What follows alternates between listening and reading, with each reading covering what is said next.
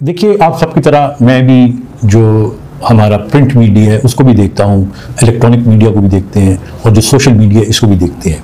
Social media में आपने देखा होगा कि बहुत सारे आपको मोटिवेशनल स्पीकर मिलेंगे, मोटिवेशनल स्पीचेस मिलेंगी, बहुत से कोटेशन मिलेंगे। बिल्कुल उनके अंदर बड़ी अहम बातें होती हैं और उनमें बड़ी सच्चाई भी होती है, लेकिन कुछ चीज़ें ऐसी हैं जिनकी तरफ मैं आपकी तवज्जो दिलाना चाहता हूँ। मिसाल के तौर पे मैं कुछ अर्सा पहले एक इंडिया का कोई मोटिवेशनल स्पीकर है जो कि बहुत मशहूर है, तो उसे सुन रहा था। तो थोड़ी देर सुनने के बाद फिर मैंने बंद कर दिया। मैंने क्यों बंद किया और क्यों सुना मैंने इसलिए कि वो इंसान की साइकी के बारे में बता रहा था। और बंद मैंने क्यों किया ये मैं आपको ये बताने के बाद बताऊंगा। अब वो ये कह रहा था कि देखिए, एक हाथी का बच्चा जब बहुत छोटा सा होता है तो उसका मालिक जो है उसके पाँव में एक रस्सा बांध के एक किले के साथ उसको बांध देता है, और हाथी का छोटा बच्चा छुड़ाने की कोशिश करता है खुद को, तो वो छुड़ा नहीं पाता। तो उसके जहन के अंदर ये गुमान पैदा हो जाता है कि जब मेरे पाँव में कोई रस्सा बना हुआ होगा तो मैं जोर भी लगाऊंगा तो मैं नहीं छुड़ा सकूंगा।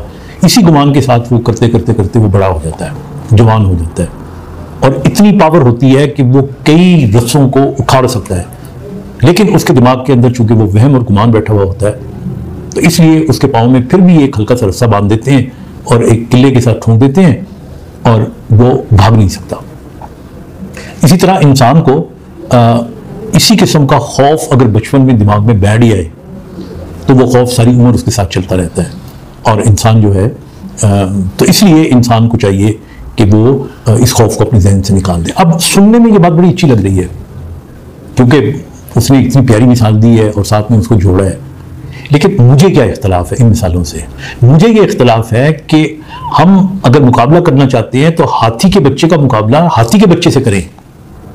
हम हाथी के बच्चे का मुकाबला इंसान के बच्चे से क्यों कर रहे हैं? हाथी के दिमाग में जो सोच है वो इंसान के दिमाग की सोच से बिल्कुल मुख्तलिफ है। वो प्रिमिटिव सोच है। इंसान को तो अल्लाह ताला ने सेरेब्रल कॉर्टेक्स दिया है। हमारे यहाँ तो आर्ग्यूमेंट्स डिफरेंट होते हैं, हमारे यहाँ तो सोच डिफरेंट होती है, ख्यालात डिफरेंट होते हैं। हमारे यहाँ तो अगर देखा जाए तो हमारी जो एक पूरी आइडियोलॉजी होती है। तो इसलिए आप एक जानवर की जिंदगी की मिसाल इंसान के साथ दे के लफ्जी तौर पे उसे बड़ी खूबसूरत सी एक एक वर्डिक्स बना देते हैं और एक्सप्लेन कर देते हैं, which I think is absolutely wrong. हाँ, अगर आप मोटिवेट करने के लिए मिसाल देना चाहते हैं तो किसी बड़े आदमी की मिसाल दें, आप किसी कामयाब इंसान की मिसाल दें, आप ऐसे इंसान की मिसाल दें जिसने प्रैक्टिकली करके कुछ दिखाया है। मैं तो यहां तक भी कहूंगा, बल्कि अक्सर मैं कहता रहता हूं कि हमारी जिंदगी में मोटिवेशनल स्पीकर से ज्यादा इंस्पिरेशनल स्पीकर की जरूरत है। देखिए ना, मोटिवेशन की बहुत सारी बातें ऐसी हैं कि जो आप एक किताब से पढ़ें और उसके बाद रट्टा लगा के आप सुना दें, उसकी 4-5 पॉइंट्स बना दें, और आप ये जो बातें होती हैं, आप जो आपकी एक्सपीरियंस बेस्ड नहीं होती, ये आपके दिमाग में तो कुछ देर के लिए बैठ जाती है, पर याद रखिएगा आपके दिल में नहीं बैठती। ये आपकी जिंदगी को कभी तब्दील नहीं कर सकती। अगर आप चाहते हैं कि आपकी जिंदगी तब्दील हो, अगर आप चाहते हैं कि आपकी वाकई जिंदगी में वो मोटिवेशन पैदा हो, वो इंस्पिरेशन पैदा हो, तो फिर इंस्पिरेशनल लोगों को सुना करें। अब इंस्पिरेशनल लोग कौन है? इंस्पिरेशनल लोग वो होते हैं, आप एलन मस्क को अगर सुनेंगे, उसने कुछ करके दिखाया है। आप किसी स्पोर्ट्समैन को सुने, आप किसी बिजनेसमैन को सुने, मैं नाम नहीं लेना चाह रहा, अच्छा हो बुरा हो, जिससे कुछ करके दिखाए। आप किसी राइटर को सुने, आप किसी मुफक्कर को सुने जो जिंदगी की उस दौर से गुजरा हो, उसने एक्सपीरियंस किया हो, और उसके बाद वो लोगों को अपना तजर्बा बता के ये कहे कि देखिए, अगर कामयाब होने हैं तो जिंदगी के ये उसूल हैं।